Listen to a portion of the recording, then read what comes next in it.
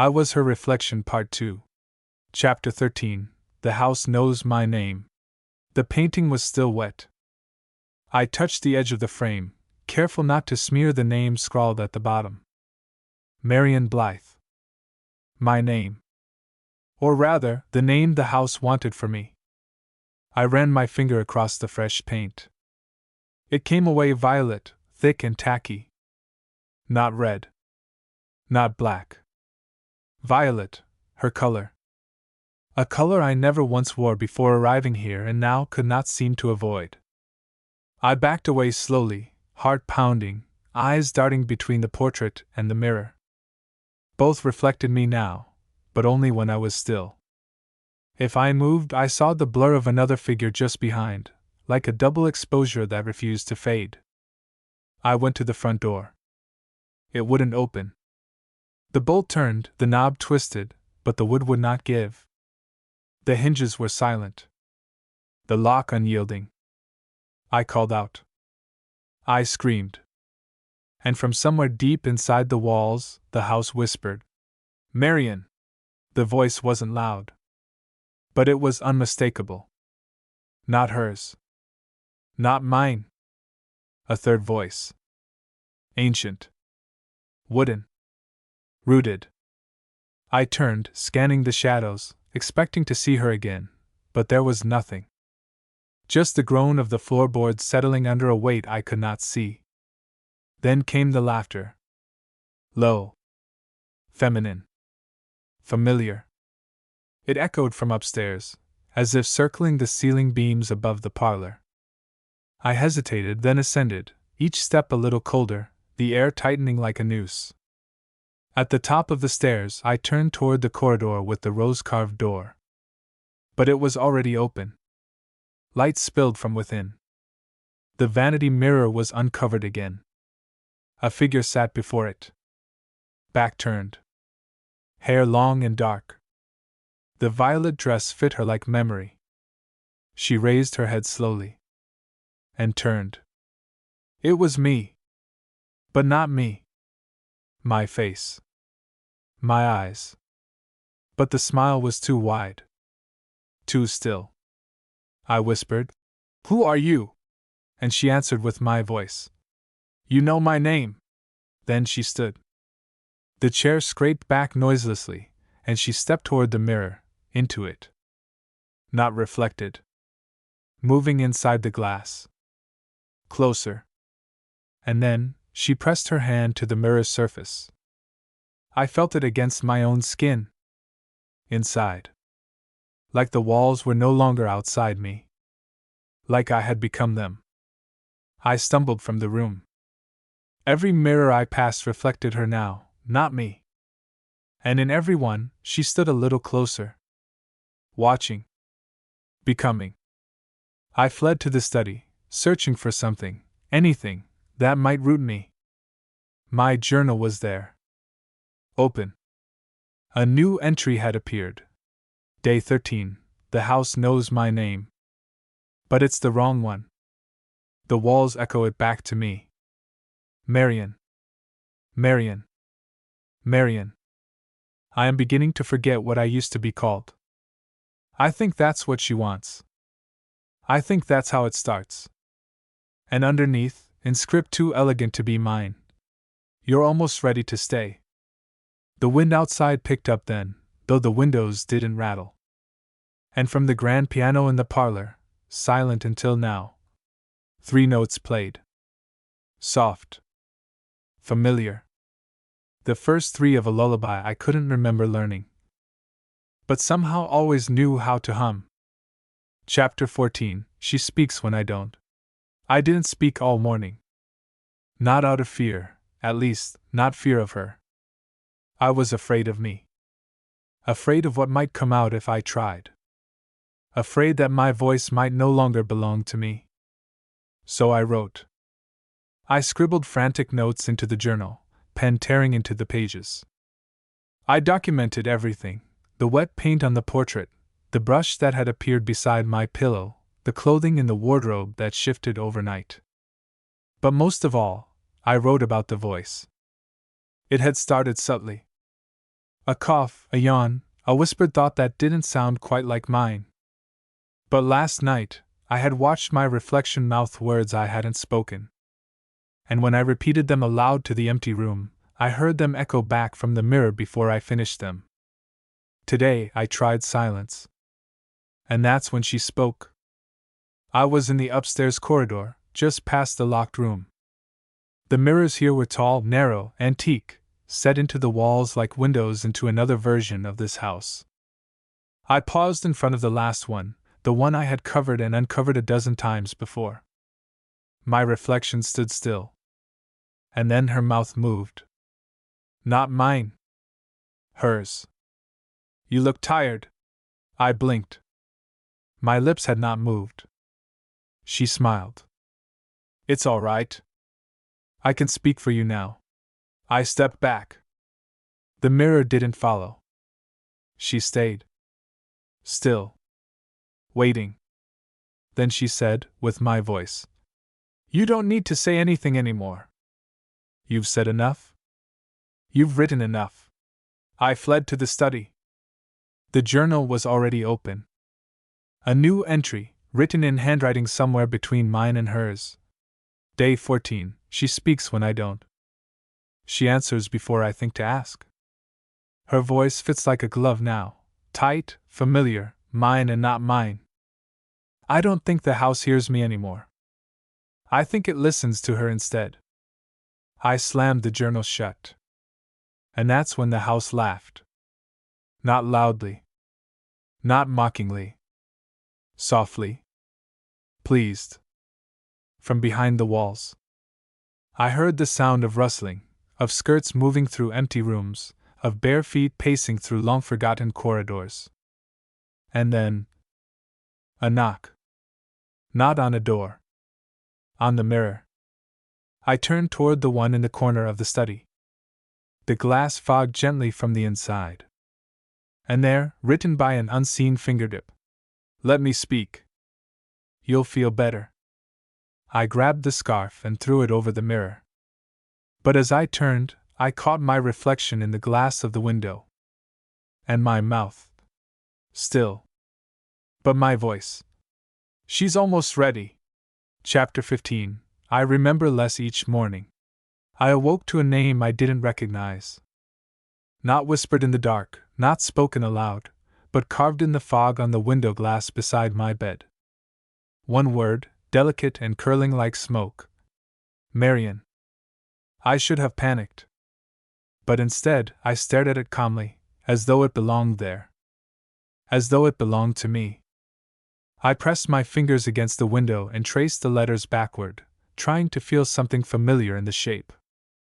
But it was like writing to someone I had known in a past life. Distant, warm, and unreachable. I rose and walked to the mirror. I no longer covered them. There were too many, and they all knew me now. Or what they wanted from me. In the one above the vanity, I stared at my reflection and tried to name myself. Nothing came. I whispered aloud, My name is, and then paused. Because whatever came next was not my own. It felt rehearsed. My name is Marian Blythe. The voice that spoke it was mine. But the memory that shaped it was not. I staggered away and reached for the journal, fingers trembling as I wrote. Day 15. I woke up and forgot my name.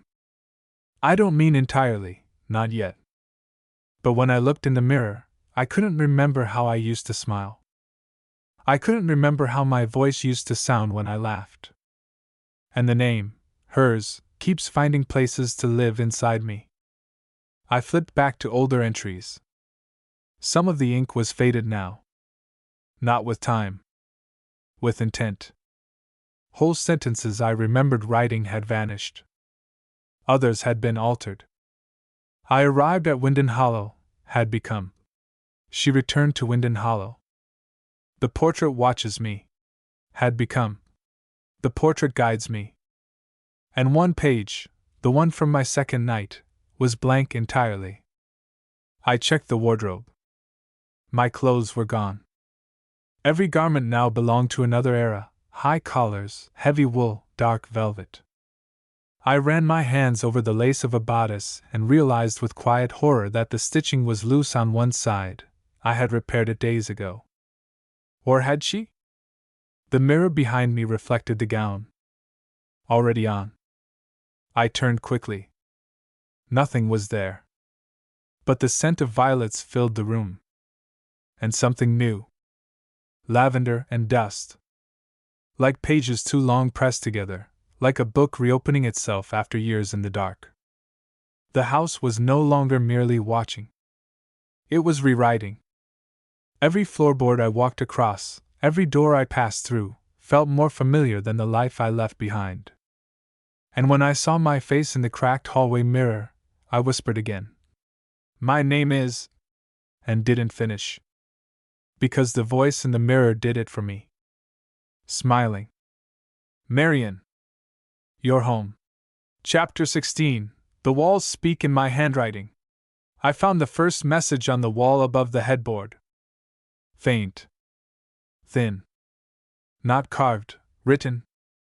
With ink the color of ash, curling into delicate loops that matched the script in my journal exactly. She remembered the way back.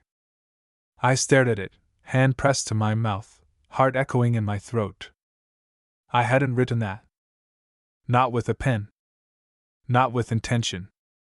But I recognized it. The ink wasn't fresh, but it hadn't been there before. Not yesterday. Not the night before. I was sure of it. And yet, it felt familiar, like something I had meant to write but never got the chance. I tore open my journal. Pages fluttered wildly. Half were blank now. Others filled with entries that weren't mine, or at least not mine anymore. Day 16, the walls write back now. I don't remember putting pen to plaster, but the words that appear are mine. My voice. My phrasing. But with knowledge I do not yet have. That last line, I read it over and over. It was written in my own voice, but it felt like someone else had been thinking it first. I left the room and wandered the house. More words waited. In the guest room, scrawled near the mirror in fine black script. You wore the violet dress before you ever arrived.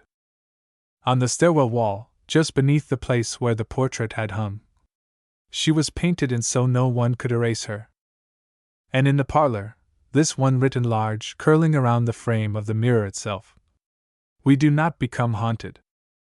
We become the haunting. The worst was in the study. Above the fireplace, etched delicately into the wood. You've always lived here. You just forgot how to find the door. I sank into the chair, hands shaking, the weight of memory pressing down on me like a shroud I could no longer lift. The fire crackled softly beside me, though I hadn't lit it. The room was warm with recognition. The house knew me. Or believed it did. On the desk, my journal flipped open on its own. The pen beside it rolled toward the center of the page. And without touching it, I watched as my hand reached out, slow, dreamlike, and began to write. I couldn't stop it. I missed this. Then, beneath it, in smaller letters. The first time you died here, I wasn't ready. My hand released the pen. I stared at the ink as it dried. I couldn't remember when I had sat down. Or how long I'd been watching. I touched the words gently, as though they might be warm. Then I turned and looked into the mirror above the hearth. She sat in the chair across from me. Wearing my body. Smiling my smile. And in her lap, open, my journal. She turned a page. And in her voice, but no longer mine, she said, Ready to continue? Chapter 17. I found a photograph of myself from before I was born. It was the attic that called me. Not with sound. Not with whispers. But with weight. The kind of heaviness that hangs in the air just before a storm, or a truth. The door had been locked since I arrived. I'd never found the key. But that morning, it stood open, just enough for the light to fall in a single golden line down the hall. I should have turned away. Instead, I climbed. The steps moaned beneath me, old and reluctant, but they did not resist. The air grew colder with each one, colder than the weather allowed. At the top, I found myself in a long, sloping room filled with covered furniture, cracked trunks, and dust as thick as memory. The light came from a round window at the far end. Beneath it sat a chest. It wasn't locked. Inside, bundles of letters tied in violet ribbon, a child's music box, and beneath them all, an envelope, yellowed and fragile, addressed in swirling ink. To be opened when she returns. No name. No date. My fingers trembled as I opened it. Inside, folded between brittle pages, was a photograph. Black and white. Faded. But clear enough. A woman stood in the parlor of the house. Tall. Poised. Wearing the violet dress. And her face. It was mine. Not similar. Not close. Mine. I staggered backward, nearly dropping the image. My knees hit the floor as I stared down at it, as if recognition would somehow change the truth. She was me. Or I was her. But the photograph was older than I was. Far older. Behind her, the parlor looked exactly as it did now. Even the pattern of the rug, the tilt of the candelabra, identical. Written on the back in pencil, nearly rubbed away. Marion Blythe, 1902, the day she returned to herself. Returned. I clutched the photograph and crawled toward the trunk, digging through the letters with shaking hands. Each was addressed to the same name. Marion. Letters from a man named Edward. From a sister. From someone called Mother. Each one dated decades before I was born. One letter fell open in my lap. The ink was violet. You have always belonged to the house. Even before you arrived. Your face was never yours alone.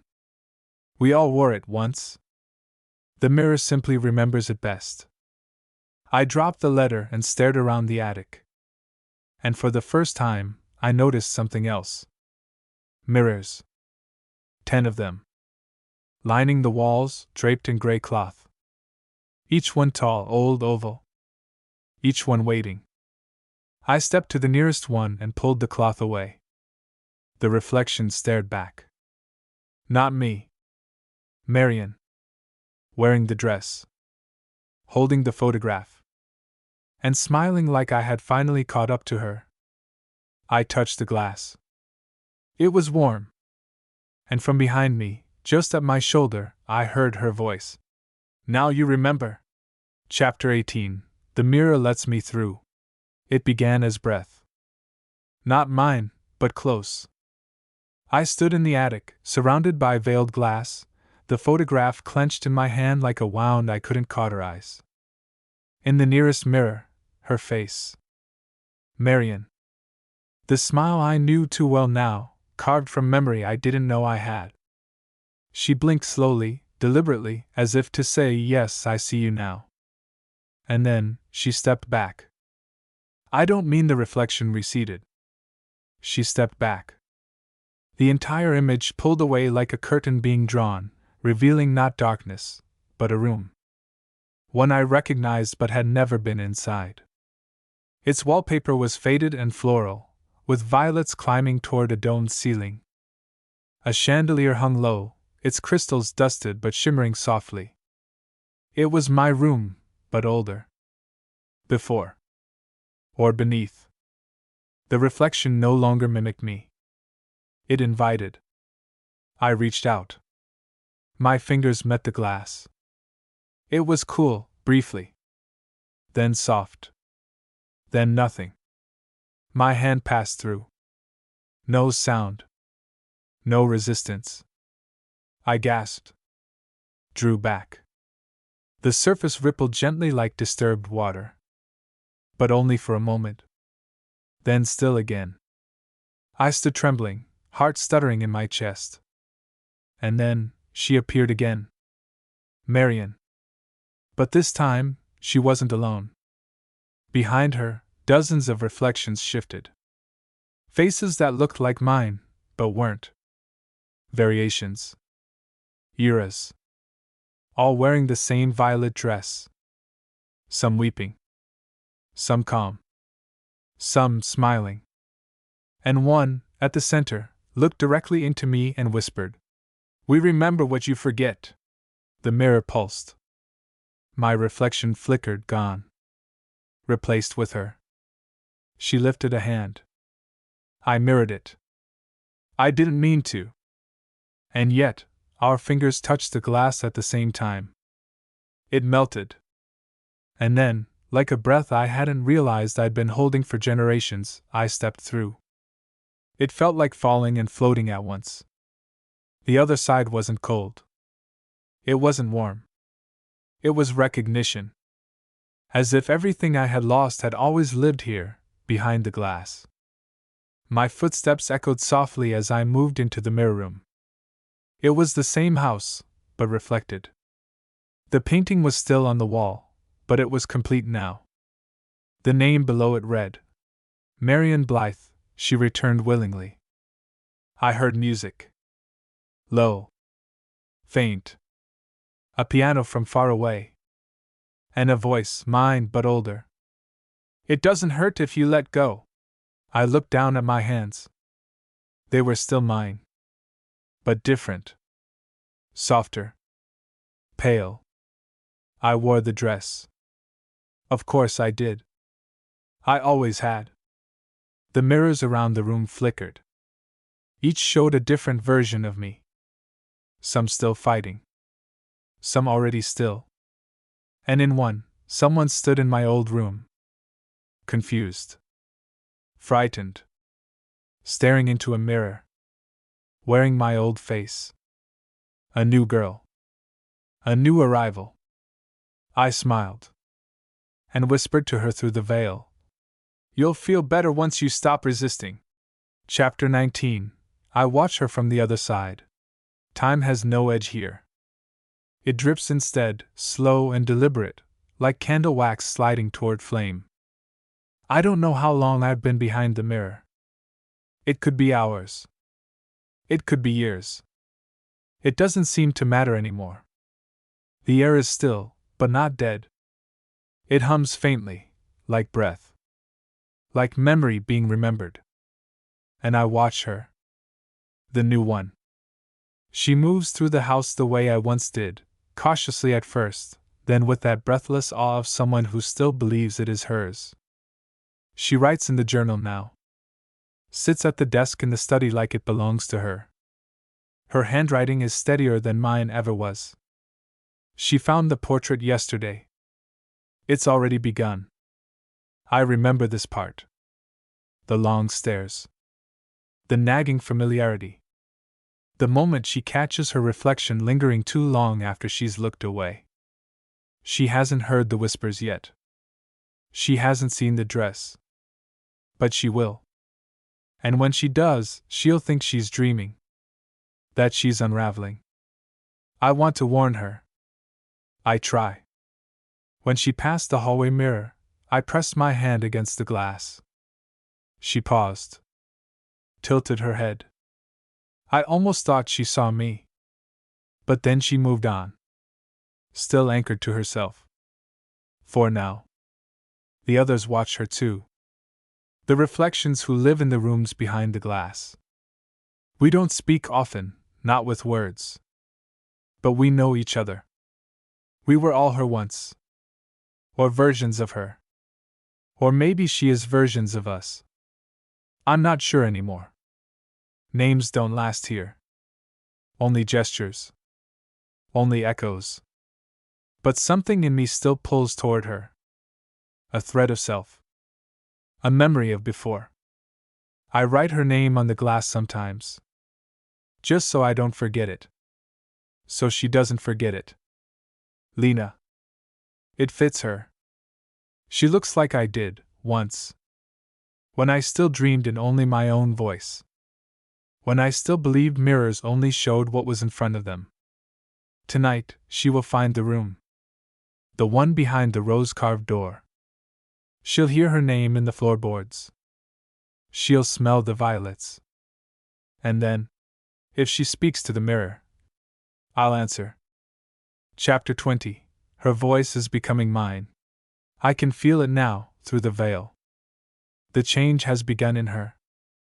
Lena. She doesn't know yet. But I do. We all do. It always starts with the voice. It slips in, quiet as breath, echoing in moments when she thinks she's alone. When she reads aloud. When she mutters under her breath. She doesn't notice the rhythm shift, the tone tilt slightly, the vowels curl around a shape that isn't hers. But today, I heard it clearly. She stood at the vanity, brushing her hair with the silver-backed brush, yes, the one I left for her, the one I once found placed beside my pillow. She murmured something as she worked. A lullaby, I think. The tune was familiar. And then she said my name. Not Marion. She said it as if she were me. As if it belonged in her mouth. The mirrors quivered. She didn't see it. She wasn't looking. But I was. We all were. The house knows now. The walls are breathing again. She found the photograph yesterday, of me, in the violet dress, standing in the parlor long before she was born. She stared at it for almost an hour. I watched her fingers brush the face, slowly, then the name on the back. Marion Blythe. She whispered it like a spell. And then, she tucked the photo into her journal. As if it were hers. She doesn't remember doing that. But the journal does. When she opened it this morning, she found a line already written. Day 20. I dreamed in someone else's voice. She said my name like she owned it. And it felt right. She didn't write that. But she will think she did. That's how the house works.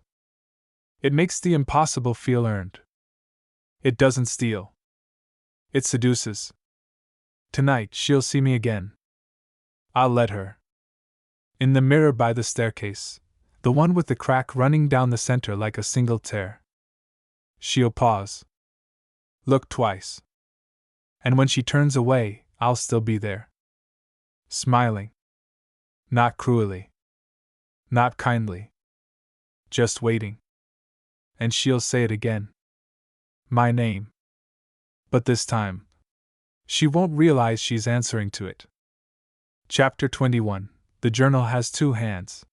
She opened the journal today and stared at the page for a long time. She hadn't written the entry. But it was in her handwriting. Sort of. The loops were hers. The slant of the letters. But the rhythm, the choice of words, they didn't belong to Lena. Not yet. They belonged to someone older. Someone who remembered more than she was supposed to. She tried to blame herself. Fatigue. Dissociation. Maybe she'd been sleepwalking. Or maybe it was the house. Maybe it was playing tricks on her. But she didn't believe it. Not anymore. Because when she flipped the page, just one, she found a second entry, dated for tomorrow. Day 22, the voice said the words before I could. I opened my mouth and the sentence was already waiting. Like it had lived in my throat for years. Lena dropped the journal. It landed face up on the floor. And in the margin, in smaller, finer writing, someone else had added a line. You always write before you speak. She knelt down slowly, picked up the book, and turned it over. The cover felt warmer than it should. As if held by another hand just seconds earlier. She flipped back. Page after page, she saw her own words, intertwined with someone else's. Her voice. My voice. The entries we shared were blurring now, the lines between us thinner than the pages themselves. Some words she didn't remember thinking. Others she had never known but suddenly understood. Like viola instead of violet. Like hollow bone instead of fragile.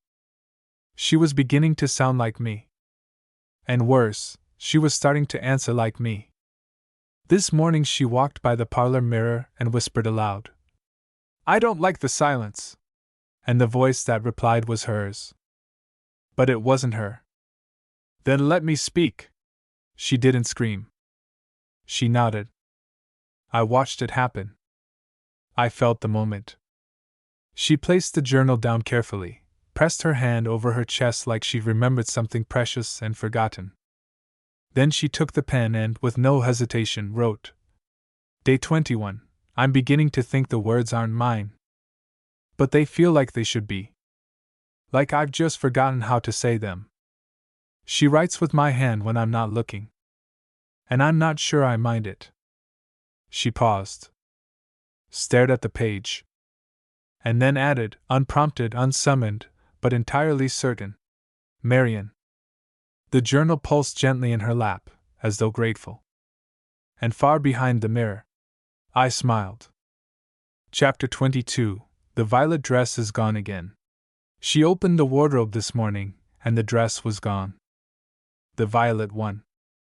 The one that had appeared folded across her bed only days after she arrived. The one she promised herself she'd never wear. The one she tried on, just once, in front of the mirror, only to find that it fit too well. It wasn't hanging among the others anymore. Not behind the mourning lace. Not beneath the fur shawl. Not even tucked into the cedar chest at the bottom where she swore she had hidden it. Lena stood there a long time, fingers hovering above empty hangers. The scent of violets lingered in the folds of the wardrobe, warm and sweet like breath caught in fabric.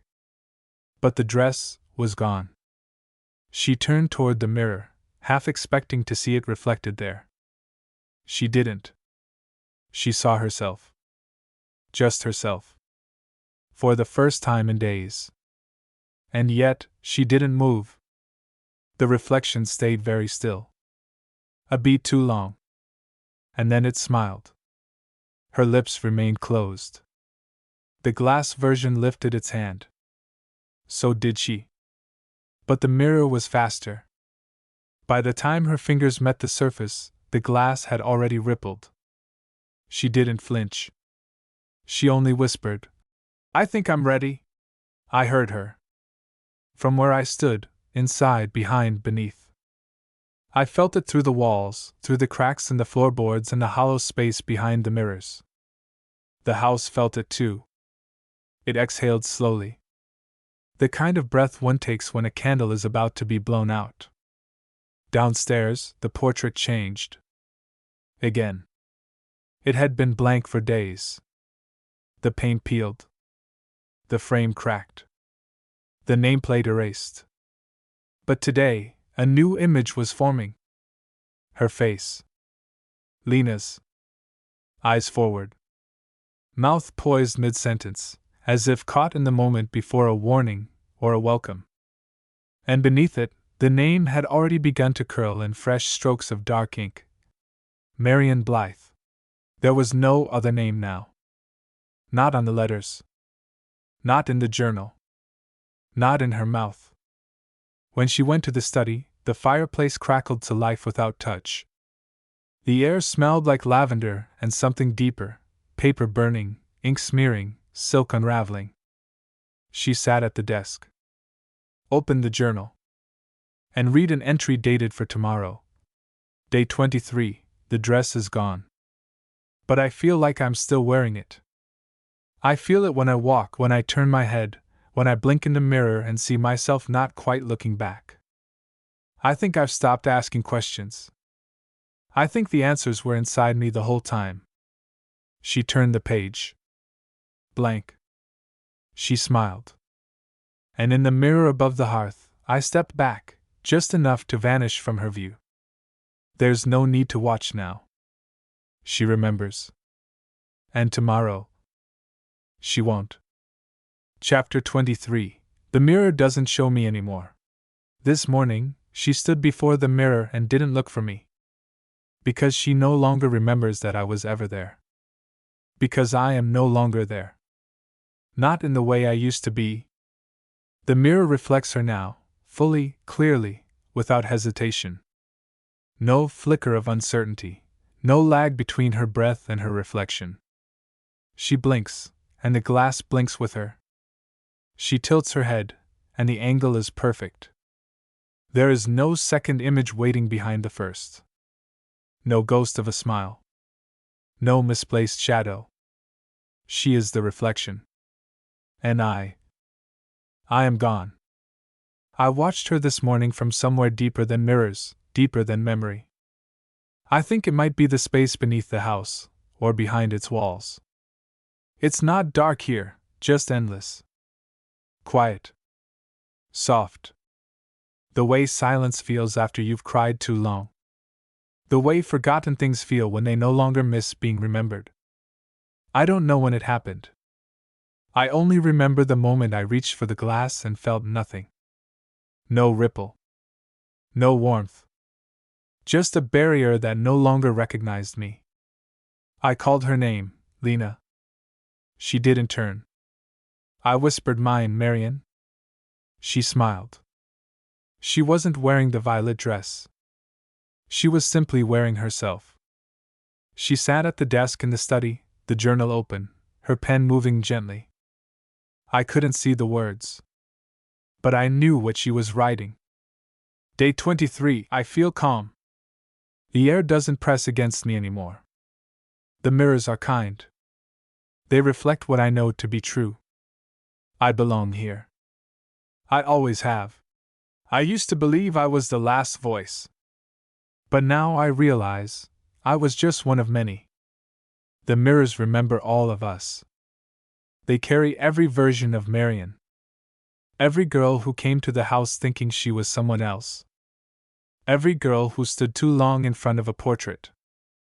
Every girl who heard her voice echo back just a little too soon. We're all here. Whispering softly between the walls. The house doesn't keep us against our will. It just waits for us to agree. And when we do, it remembers the version that felt most like home. That version today is her. She doesn't call herself Lena anymore. She doesn't call herself anything. She simply is. And the mirror no longer shows me. It never needed to. Because I was only ever a reflection waiting to be replaced. Chapter 24. A new portrait is being painted. The air changed today. Soft, subtle, the way a room shifts when someone enters it for the first time in years. A gust through the open door, a sharp breath drawn by the house itself. Dust lifted off the floorboards in small, spiraling motions, like the house was exhaling a secret it had been holding too long. She heard it too, Marion. No longer Lena. Not even aware that she ever was. She stood in the parlor, still as ever, her fingers resting gently on the back of the chair where I once sat, where we all once sat. Her eyes lifted toward the wall above the fireplace. The canvas was blank again. The frame cleaned. The nameplate polished. It was ready. We always know when it's time. And the house, as it always does, began to paint. There is no brush. No hand. No artist that can be seen. But the strokes appear, one by one, as if memory itself is setting down what it knows to be inevitable. The outline comes first, a faint shadow of a face, not yet shaped by name or thought. Then a jaw. Then a mouth, uncertain whether to smile. The eyes take longer. They always do. Because the house waits to see what they will become. Upstairs, Marion stood before the mirror with calm serenity. She didn't touch it anymore. She didn't speak to it. She was it. And she watched, without question, as a new girl stepped through the threshold below. Yes. The new one has arrived. The house chose her days ago. Even before her boots touched the mossy path, before her fingertips brushed the rusting gate, it knew. It always knows. She carries it in her bones already, the ache, the vacancy, the pull toward forgotten things. The ones who find Winden Hollow don't do so by accident. They come because something inside them is already broken in the shape of this place. She walked in without knocking. None of them ever do. She paused in the foyer, staring up at the grand staircase. Her hand lingered on the banister, tracing the worn grooves. She looked toward the parlor, where the blank canvas waited, then turned slowly toward the portrait gallery. Marian watched her from the mirror. I watched from deeper still. And below, the first strokes of paint grew bolder. Hair dark as ink. Shoulders soft. Hands clasped, already learning to hold the weight of silence. The new girl doesn't know yet. She doesn't feel it. But she will. She'll find the journal in 3 days. She'll write the first line with trembling fingers. She'll light a candle and wonder why the air tastes of violets. And when she stares at the unfinished portrait, she'll think, "She looks like me." She won't be wrong. But she won't be right either. Because the portrait doesn't show who she is. It shows what she will become. Chapter 25. I was her reflection. The new girl stands before the mirror now. She doesn't know why she's drawn to it, only that she can't look away. Her fingers are curled around the edge of the vanity. Her eyes search her own face for answers, not realizing they're already written behind her. In the walls. In the glass. In the weight of every breath this house exhales. The dress hasn't appeared yet. But it will. She dreams of it already. She doesn't speak much. She doesn't write yet. But her thoughts are growing quieter, more focused. I can feel it in her stillness. In the way she watches her reflection, trying to catch it moving differently, just once. She doesn't understand why she holds her head a little higher. Why her smile feels like it belongs to someone else. I do. I've been watching her since the moment she arrived. Not from a window. Not from the shadows. From her own eyes. The first time I saw the portrait, I thought it was someone else. But now I know, I wasn't seeing her. I was seeing me. Not yet. Not quite. But I was always in there. Waiting. It wasn't possession. It wasn't madness. It was memory. The mirror never lies. It just remembers too much. And the truth is, I was her reflection long before I ever arrived. We all were. The house simply gave us back what we left behind. Our longing. Our silence. Our face. She stares into the mirror now, brow furrowed, lips parted, whispering a name she doesn't recognize as her own. Marian? The mirror answers with a breath. And I smile. Because soon, very soon, she won't wonder who Marian is anymore. She'll forget she ever asked. And one day, another girl will arrive. She'll stare at the portrait and say, "She looks like me." And I'll be watching. Just behind the glass.